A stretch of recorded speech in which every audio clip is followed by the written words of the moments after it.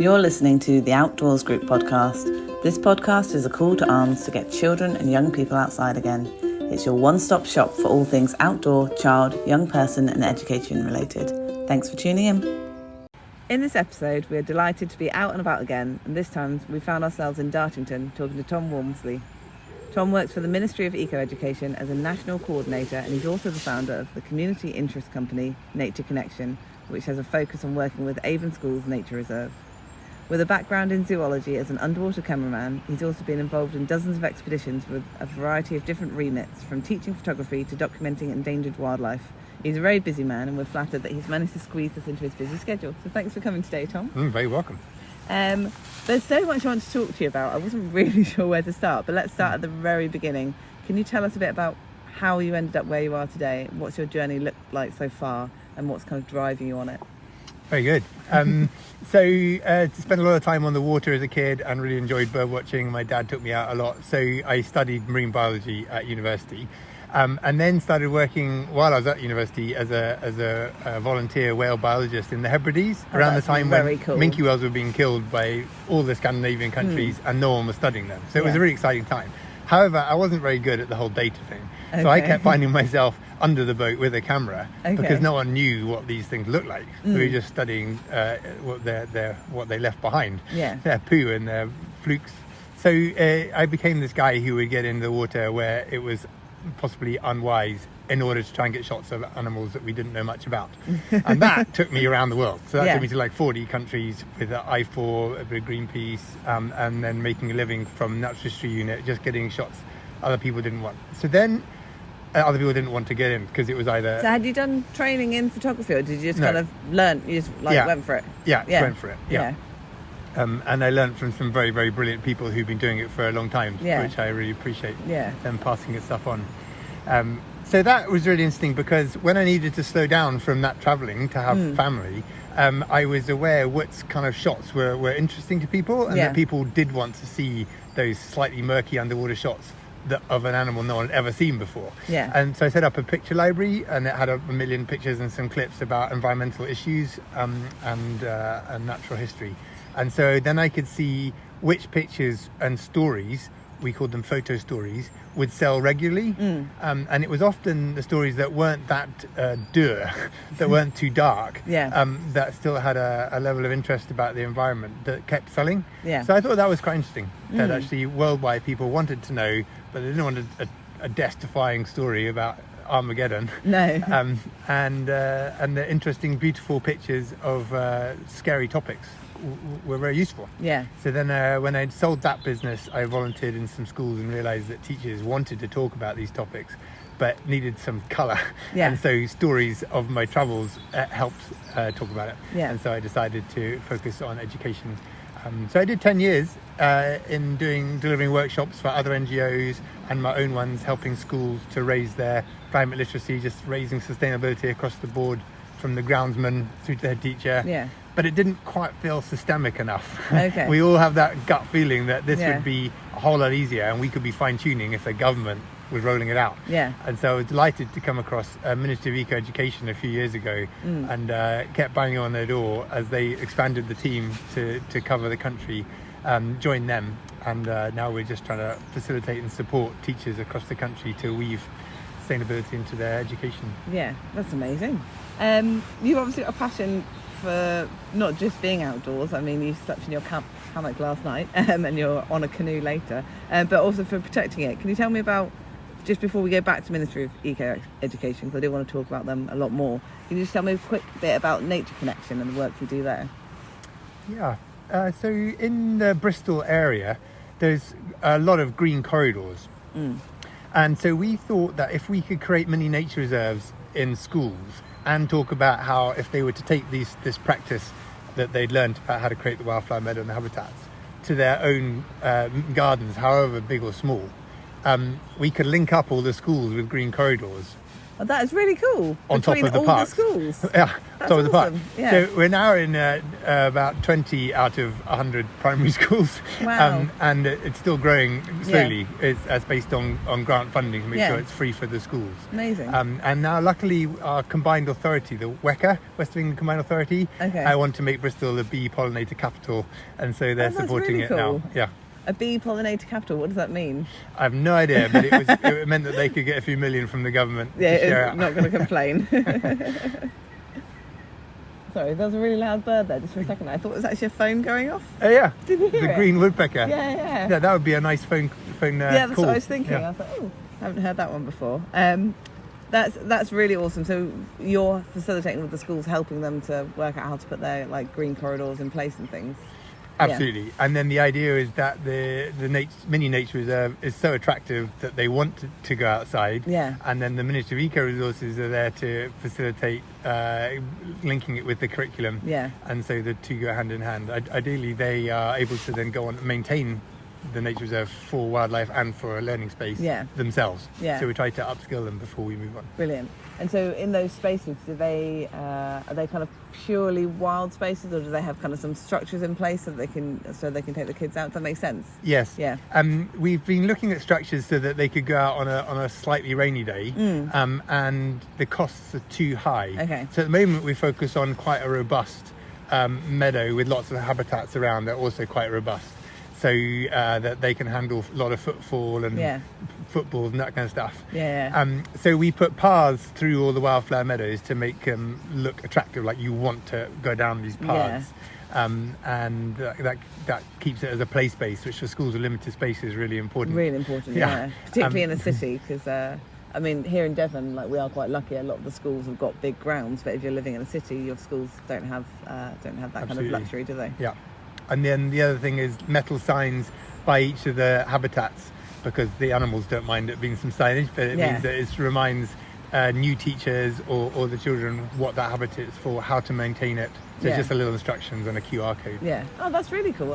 Someone else was talking about, we spoke to Rivers Trust in Sussex that had rerouted a river, and they were talking about the use of QR codes on their nature reserve. And I thought it's great that when technology can go hand in hand with being able to access the outdoor spaces, because like paper signs or those old school cardboard ones could disintegrate, but a QR code's pretty robust, isn't it? So and I guess talking about outdoors going hand in hand with technology, we can go back to Ministry of Eco Education now. Can you tell us exactly what the Ministry of Eco is and what it aims to do?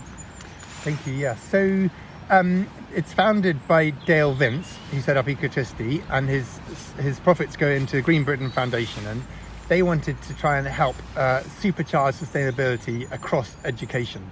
And so that implies inside the school, outside in the school grounds, and in any type of school. Yeah. So Paul Turner, also known as the radical geographer, spent a couple of years looking at hundreds of organisations that already had some great resources online. And rather than create new resources, he created activities that brought together all those resources underneath 65 leading questions. Okay. So it's a question-led concept. So those 65 questions make it very easy for teachers to match up with their existing curriculum and then weave in those activities. There's 10 activities under each question. Okay. So the idea is that it saves them loads of time. They don't have to look at all the resources already out there. We've looked at the best free ones and brought them together. There's opportunities for teachers under each of the activities if they wanted to learn more about it. So they could upskill themselves just before the lesson, so they want to deliver it. Yeah. And it works out as one activity per term to work through each question. Yeah. And then we support them with, apart from those opportunities I just mentioned, a series of podcasts called Ask an Expert. And we can do online CPD training with them, which is not necessarily about what's in our framework, because that's all online and super obvious how it works. It's more about how to help them with the hurdles. Yeah. So we have this 5-step process helping them map their curriculum against ours, helping them overcome hurdles. Then through that communication, we can go in and help them with best practice and take pictures and videos of the ones that are doing really well. Nice. It's there's 55% of primary schools in the country are now accessing the website. Oh, that's amazing. I was just about to ask how many schools are involved. But 45% of secondary schools. Yeah. So yeah, we're working on early years foundation stage and even university, the fringes where people are starting to use the resources. They might teach them a bit faster or slower. Yeah. Use our framework from other people's resources. So the depth and breadth is looking really good, and maybe a Labour government would be keen to adopt it. Adopt it further, yeah. Well, fingers crossed for later in the year, eh? I don't know if I'm meant to be apolitical, but I'm not going to be. Yeah, I mean, that's an amazing takeout. Like, over half of the primary schools, like, that's pretty impressive, like, that you've reached that many. What is it that you do within Ministry of Eco specifically? Good question. So as national coordinator, we're happy to support someone anywhere in the country, but we do have team up north near London, and I'm looking at in the southwest. Yeah. And so the best way for us to reach schools on the kind of numbers we're talking about, we're not going to stop until we make sure every school in the country has access and has some point of contact and support from us. So I tend to approach the local authorities and the multi-academy trusts. And more over the last year, they have a sustainability lead working to support 10 to 50 schools. Yeah. And they are delighted to find that we've done all the research to find the best stuff. And so they are very happy to promote it. And it's free and always will be free, so they know they can invest in it. Yeah. So that's mainly who I work with, local authority, sustainability leads and multi-academy trusts. Yeah. And so some of them have taken it on board quite wholeheartedly, like London boroughs and Northumberland, and hopefully Bristol soon, where they create a jacket around it. So now we've done a template where we create loads of local examples of not best practice, but just great sustainability projects in the business world. Or it doesn't have to be business. So just any kind of really inspiring sustainability project in each area, in each county. Yeah. And we link those with particular questions. So now if you go into the question about should we all go vegan or who lives near us, there'll be the little activities and some links to some videos. And also links to local places that they could go and visit and bring it alive. Okay. Because the idea was that the data that we pull into the activities is often from real world activity, not just from further education resources. So that they could picture themselves doing that kind of work and lead into a green career. Yeah. We can't force them into a green career. No. But we thought we would make it attractive and kind of normal to talk about sustainability in business. And so now I'm also looking out for great examples to add in the southwest for the different local authorities. That's amazing, and it sounds really authentic, like you were just saying about them being like real world examples rather than something that you've kind of tried to shoehorn in, which is fantastic for people as you say, as they're getting to that kind of further education and looking at their future. If the resources that you've kind of provided are relatable to what they're seeing out there, that's great, isn't it? So.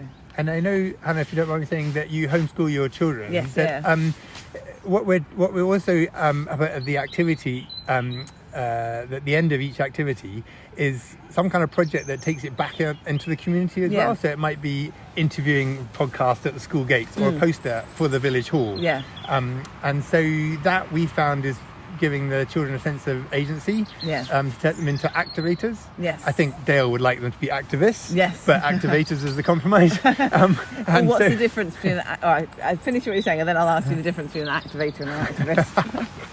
And so that's the sense of agency that children get from that. Yes. Especially if they are as well attuned as your children sound to the issues. It's hard not to have a sense of eco-anxiety. So to keep that eco-agency, we find that just putting the end result of your project into the community seems to work really well. Yeah, exactly. I mean, at the outdoors school, the kids have got involved in all sorts of things, from litter picks to trying to help with the tree planting. And I know, if you've given them something practical to do, it really helps that anxiety, doesn't it? To go, all right, I've actually done something helpful in my community or in my outdoor space. Obviously, it's not like we're solving the problem, but at least they've done something positive in the right direction. Yeah. So what's the difference? I'm going off topic, but slightly the difference between activist and activator. So an activator for Ministry of Eco-Education is just someone, could be a teacher, could be a pupil, who's prepared to go outside of their own remit, certainly from outside of national education curriculum and further sustainability in their community. Okay. Where an activist would want to stand out in their community to make demands. Yeah. So be more about trying to further projects that demonstrate best practice and help people discuss it in a positive way and actually make a difference. Yeah. As a child, it might be a poster, but as a community, it might be a local grid. Yeah. As opposed to trying to demand change at a more strategic level. Yes. Which is a specialist thing that other people can do. Other people can do, yeah, absolutely. Yeah, well, great answer. And yeah, activator sounds like a good thing to aim for our kids, doesn't it? And actually, like, I've talked about this on the podcast before, but it is amazing the impact that children can have on the adults around them, because if you've got a child coming home from a session saying, Mum, like, did you know this is going on, like, you know, kind of badgering you about it, like, it kind of puts it on the radar of the adults. And, like, I've heard examples of people that have said that they've made changes in their lifestyle just to shut up the kids, really. But, like, that's fantastic for the next generations, pushing it, like, from the ground up, isn't it? A couple of good examples of that we work in collaboration with loads of organisations anyone is prepared to work with us, and one of them is Teach the Teacher. Okay. And young people, usually secondary school students, come in and help teachers use their existing skills, with which we totally respect, to try and talk more about sustainability. Yeah. And so having young people talking to them about sustainability with just by leading questions rather than telling them how to do it. Yeah. It works really well. And my friend Clover Hogan runs Force for Nature, and she previously had done quite a lot of international speaking in her early 20s. Yeah. And she also worked on Wall Street for a little bit, just to see what happened if you work from the inside out. Yes. And then went in to work for various enormous multinationals. Okay. And time again, the people that she found in leadership who were prepared to make a difference had been stimulated by their children. Oh, saying, really? Dad, what do you do about this at work? Yeah. And that has stimulated them to actually become activators. Which is, it's just incredible, isn't it? Like, really amazing. I mean, we had a very small scale example, which is that my kids had gone to the park and said, Mum, there's loads of litter, and for some reason there's no bin in the park on our estate, I don't know why. They said, can we go and do a litter pick? And I said, yeah, of course. And they came back and they said, what should we do with it? I said, I'll just shove it in the black bin. And they said, Mum, we need to sort it for recycling. And I was like, yes, you're right, we do need to sort it for recycling. And they completely guilt-tripped me to picking through all our neighbours' dirty stuff for them. but yeah, you know, they were right. Like, that was the right thing to do. But so it's good. So on the website for the Ministry of Eco, it says that you aim to put sustainability at the heart of education. And so you've said about these 65 questions and all the activities, which is a massive undertaking for you guys putting that together. Like, that must have been quite many years. Quite a long. We're still dotting the T's and crossing the I's. Whatever it is. Now, just making sure that the Key Stage 3 stuff is finished and looking good. Yeah. So what does that mean for the schools that are signed up? Does it require a big shift in the way that teachers can deliver their material and teach? Because you were talking about earlier about getting your curriculum and their curriculum to match up. So how does that kind of look in practice for the teachers? That's a great question and a core question. So we never need them to shift what they're already teaching. Okay. So this, and teachers have all agreed, it's possible to weave into what they're already doing. Okay, great. And the simplest way would be to take a question that's related to what they're doing. So quite a lot of Key Stage 1 would be doing a bug hunts. Yeah. And Who Lives Near Us under our nature section is related to that. And so they might then do the 8 activities in 1 week, 1 hour per week across that term. Yeah. And so that's shifted things a tiny bit, and that they've put an hour aside to talk about sustainability. Yeah. But it totally fits in terms of the mind space the children are in that week. Yeah. It also makes the teachers spend a few minutes just preparing how they're going to teach it, because there aren't many downloadable lesson plans on the site.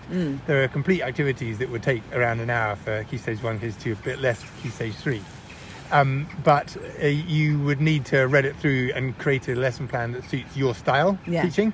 And we did that partly out of respect for teachers knowing their curriculum well, but also so they could shape it to be 20 minutes or an hour, whatever they wanted, and to fit in with what they're already doing. Yeah. So the idea, you weave it in however you like to your style. Which is actually great, isn't it? Because, you know, we talk a lot about how there's not one kind of way to approach education, and people learn differently. So actually, if you are being prescriptive with the teachers, then that doesn't respect the way that they might deliver their information differently and stuff. So that's fantastic. And we know from lots of different surveys that some led by universities, some by Force of Nature, that around 80% of teachers would like to teach more about sustainability. 50% are keen, and 4% feel like they're empowered. They've had enough training support to do that. 4%. Yeah. So we know it might be 8% now, or even. But a small percentage. Yeah. The surveys keep repeating those kind of figures. So we know that they want to do it. They just need to be made super accessible because of the pressures they're under. And it sounds like that this is what the Ministry of Eco does. So your 65 big questions, do they cover kind of all the topics like geography, history, science, maths? Do they kind of cover all those things? They do. If you were to look at the key stage, the different key questions, it would look like a curriculum that was designed for the future to cover a more sustainable world while still preparing the kids for any kind of career. Underneath each question, then the activities will link to the different curriculum and topics. And because it's very cross-curricular, a lot of them will cover 2 or 3 subject matter. Oh, fantastic. And so you could be using the same activity. So from within each activity, you're going to find that there's a couple of different subjects and topics that are covered. Okay. And so you could approach the same activity from different lessons, from different angles, from Key Stage 1, 2 or 3. And so on that basis, you would find all the key points of the national curriculum are covered in Key Stage 1, 2, and we're working on Key Stage 3 now.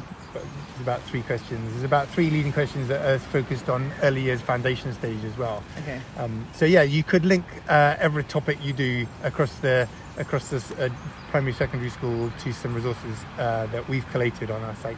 It's a really very impressive project, this. Like, I'm going to go home and have a proper look and see if I can use it for my own stuff at the home ed. You're very welcome to it. We're really hoping more home educators would find it useful. Because I'm on quite a few of the forums for home educators, and I've never seen it mentioned, so I'll have to go back and share it with some of our local communities, because that would be great. I think it's sustainability. It's such a.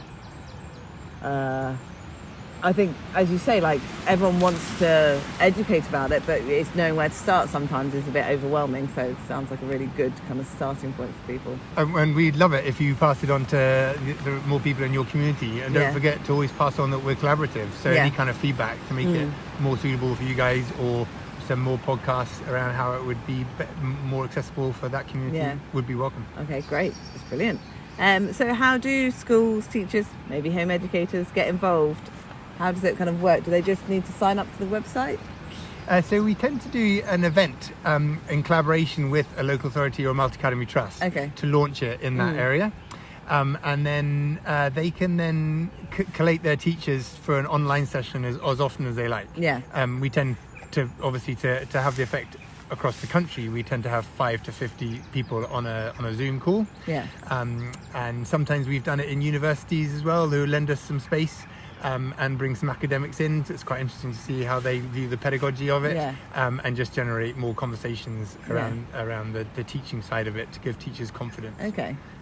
So it's online events, face-to-face events, and collaborating with other NGOs that make it accessible for teachers. So if an educator is listening to this, they can just go to the website now and look at events in their area, or go from there? Yes, the events are advertised mainly through our social media. Yes. But if they will sign up, then they get our newsletter, which will have and then once they've signed up, then they will get free access, or we'll make sure that their local authority or multi-academy trust is supporting them, and we give free access through that too, so they've got some number of different avenues where they can look for support. The fact that it's free is amazing. Is that just because Dale Vince is funding it with profits from Ecotricity? Exactly. And he wanted to make sure it would never be behind a paywall, so it will always be free. This is fantastic, particularly as budgets are getting cut all the time. So, we wanted people to really invest time into weaving it into their existing curriculum, and if you thought you might have to pay for it further down the line, you'd be less likely to do that. So we need to be really clear. It's really good to have that kind of guarantee, isn't it? So, I mean, could you share any success stories that have really stuck out for you during your kind of time working for Eco Education, the Ministry of Eco Education? any particular schools that have kind of something's happened and you've gone, oh, that's brilliant, like? So in terms of success stories in the area that I'm looking after, there's a Futura Trust in Bristol. Okay. And they wanted to launch it across all their primary schools. And they have a co-curricular day on Friday with no normal lessons. Oh, okay. So the opportunity to make use of the material every Friday is really high. They're going to be almost told to by their sustainability lead. So on 17th of May, they've got a day where primary and secondary schools under their trust are all got a day off lessons. Okay. And they're going to all in the morning do activities from the Ministry of Eco site, and then in the afternoon they're going to do outdoor biodiversity work, maybe a bio blitz, but also creating some habitats. Oh, that's so cool. And I'm going to launch it on Teams in the morning with my Falcon on my shoulder and bring nature into it from the start. And then I think the activities that they choose on the Ministry of Eco site to help them really dive into it can be related. They can choose. The teachers can choose related to the topics they're working on. So it's not just a standalone thing. So then it will weave into what they're doing when they get back to normal lessons for next week.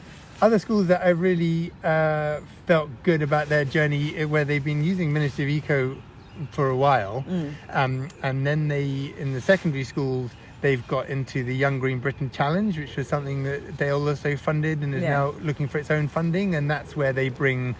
It starts with a design sprint, and the ones that come up with great designs get a little bit of funding to develop it into a prototype. But they also get people coming in as mentors. So it's like a Dragon's Den, but you're getting support to actually develop it, not just cash. And because Dale works in so many different industries to work on sustainability products, there's lots of people who are prepared to come in and help. And so then it weasels down to about 4 schools and from across the country who get through, and they get £1,000 or something to actually build a prototype. And last year they went to the House of Lords for their winnings. That's amazing. So Meryl is working up north for us, and she's got a school that use the resources week after week during the classroom, but also did really well in the Young Green Britain Challenge and went to the finals. So they kind of saw through the whole sustainability journey for primary, secondary. It was great. That's awesome. That's really, really cool. Why do you think it's so important for young people to be learning about sustainability in such a major way? Because, like, I'd say maybe 5 years ago it might have been like an optional extra. A little bit like 10 years ago, outdoor education was kind of like, shall we put it in? Whatever. Why do you think it is so important that it's kind of woven into what is usually considered to be the kind of core subjects? I think a couple of different reasons. One is that the same surveys we talked about earlier have often flagged up that the eco-anxiety in kids, about 3/4 of the kids, if you were to interview them, it often turns out that they're as worried or more worried about what adults are doing about it as they are the problem itself. So not teaching about it, keeping stum because you're not confident to get it right, or there's no encouragement from your leadership team, is effectively increasing the eco-anxiety silently in the background in your classroom all the time. And so just even trying to teach about it or talk about it is something that is got to be better than not talking about it, even if you're not confident in it. And Thoughtbox that we talked about earlier, Thoughtbox Education has some great resources to help create a safe space in the classroom and do it in a way that empowers the teacher to do it in a way that's really safe for the young people. And so the eco-anxiety is something that we know can easily totally switch them off from wanting to learn about it or do anything about it, possibly right through until they're in a career and it may be too late. And so it's important to give them a sense of agency earlier on. And so that's why just trying to plug it into the existing national curriculum may not really do the trick, might tick some boxes. But the Ministry of Eco ethos around making it something where it's much more interactive, it's an activity, and you could take it outside, you could take it back into your local community to get sense of agency out of the sustainability. Helps them feel less anxious, turn that anxiety into agency, and also it helps them to, like we talked about earlier, imagine, even if they're not thinking about a green career at primary school, imagine working and delivering stuff that's purely about making stuff more sustainable. So we know that there's just a dearth of employees to help in a lot of the sustainability industry. People just haven't trained up, but we know that there's so many jobs going in alternative energy industry. So it's good that we're not hoping that there'll be jobs for them. We know that those jobs may fit. So a green career is a pretty safe bet. And then we know that whatever industry you go into, you'll be able to climb ladders more easily if you've got good sustainability credentials, literacy and experience. And so that's best started from primary, because it's a complex topic, right? Really complex. If you're picking up the language and the concepts all the way through education, then you're going to come out as a really useful person, no matter what your role in whatever industry, as someone who's got that asset, and it will help you climb and do better. Because whatever industry you're looking at, there's people are aware of green issues now. Like, it's embedded into everything, isn't it? You know, so and they might have leaders whose sons and daughters have told them they need to do something about it. And so they have a massive urge to do something about it, but they might turn to the younger employees to actually help them deliver something. Exactly. If they can do that internally, then you've put yourself in a good position. Exactly. Brilliant. I think we've probably covered most of the things I wanted to talk about, but before I kind of wrap up, was there anything else you wanted to say about, anything really that we've been talking about that we haven't kind of covered? It was interesting that you mentioned just now that 5 years ago we weren't sure about teaching outdoors, and now that was a rough kind of a guesstimate on time, but just I've been with the Outdoors Group for 7 or 8 years, and I feel like there's been a massive shift since my time with them at the approach that people are taking to outdoor education, on how valuable or essential they think it is. So maybe not 5, but particularly over the last decade. Sorry, thanks for clarifying. So I think that shift is turning into action in the southwest, and in spots all around the country. There's more and more of it happening, and Forest School is a good gateway for that. I just can't help thinking that in years to come will be so helpful for a child, regardless of what label of neurodiversity they have, but who struggles to stand or sit in the classroom for long.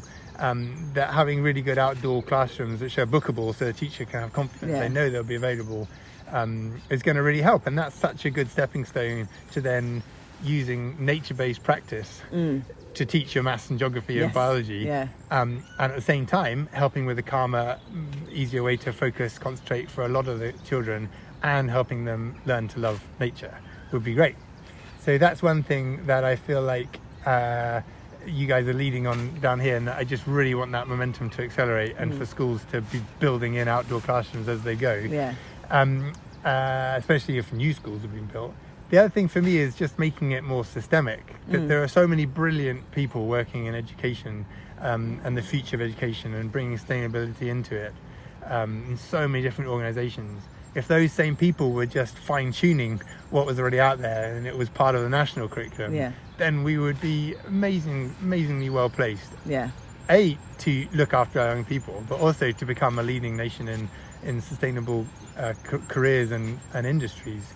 And not too big a shift to make, given the state of the planet and the state that businesses are in now, and changing because they know they have to, and taking the lead on climate change and biodiversity and carbon cuts, and it's just so normalised there that it can't be a big deal to make it more systemic in our education. I don't know who this is a stupid question, I don't know who writes the national curriculum, but obviously it does change over time. I don't know whether this has been fact checked, but someone said to me anecdotally that several years ago there was a shortage of coders, kind of computer coders, so then it got written into national curriculum that they should do coding to address that need. So I don't know who it is that writes the national curriculum, but you'd think surely it'd be, it just makes sense for them to write in sustainability in that, so it, as you say, it comes from top down, it's a mandatory thing. But that's another whole topic. It's really interesting. There's some absolutely brilliant people writing a curriculum. I think it is surprisingly politically and business led what needs to be in it. And the structure of it is still ideal for the Industrial Revolution. To spit you out with really good numeracy and literacy to go work in that kind of industry. And so making a big shift is difficult, and the pandemic unfortunately I think proved that 20% of teachers moved mainly into tutoring, and just stepped aside. It was just too much. So we know that a massive change in the curriculum overnight wouldn't be helpful. But it must be possible. But the people writing it are very, very brilliant education consultants. It just needs some political leadership. Yes, Yeah, so again, come on, Labour. You could put sustainability in, that would be great. I'm working with the Green Party in Bristol, who hopefully on Thursday might end up being in a majority in Bristol, which should be very exciting. Yeah, brilliant. Oh, I forgot it's the local elections on Thursday. Yeah. And Carla Denyer, who's supporting my campaign through Ministry of Eco to supercharge sustainability education right across Bristol, has standing down in order to become an MP, a Green MP. Okay. And so really hoping that we can just have Bristol as a leading light. That'd be amazing. Education. Yeah, that'd be great. Awesome. Oh, well, thank you so much, Tom, for coming to chat to me today. Thank you, Hannah. It was really enjoyable. I've finished up. I've been asking everyone these last 3 questions just because it's a nice way to finish up. And this one always makes me laugh because everyone I talk to is really, really busy and usually really passionate about whatever it is that they're doing. So often they laugh. But my first question is, how do you relax? Nice. On a really wet, cold, rainy day, I play the piano. Okay. And if the weather's half decent, I definitely go down to my little outdoor classroom in some woods that I created. Oh, nice. And so sheltered there with a little fire. Yeah. Quite often find my teenagers down there already relaxing. Oh, nice. And if I can get 24 hours, I just go take my canoe and just go and sit on some water. Oh, It's not a big expedition. I don't go very far, but I just get off land onto some water, and that really helps me relax. That really helps. Brilliant. And what are you reading or listening to right now? I'm listening to the same book. Okay. Braiding Sweetgrass. Oh, I've heard that. Okay. Are you enjoying it? Robin Wall Kimmerer. Yeah. And I'm having to listen to it because I like her tone, because she expresses it, and most sentences will involve some kind of botany, some kind of indigenous intelligence, native, and bringing up children. She weaves them all together. Yeah. So getting the intonation of the sentence really helps take it on board. But I like her vocabulary so much that I listen to most chapters 2 or 3 times. Okay. So I'm just absorbing it by osmosis. Yeah, excellent. So you'll be able to kind of repeat it to us all, like add, what's it called? I know, you'd be able to read it all back to us without the book at some point. Yeah. And finally, why is being outdoors important to you?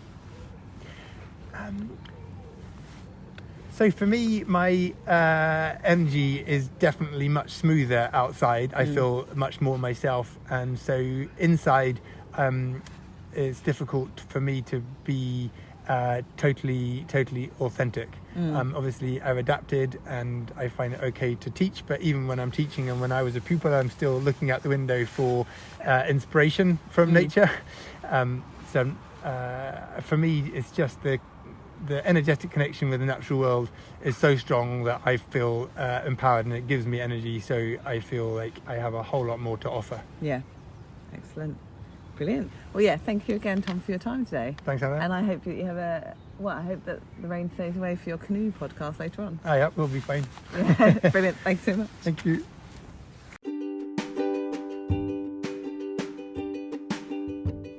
A massive thank you again to Tom for coming to sit with me in Dartington and talk about the Ministry of Eco Education. I really enjoyed the conversation, and I'm definitely going to go and check out those resources for myself. If you enjoyed that episode, please do share it with your friends, like it, subscribe to the podcast, rate it, do all the things that mean that more people can find us. We'll be back in a fortnight with another episode, but until then, thanks for listening.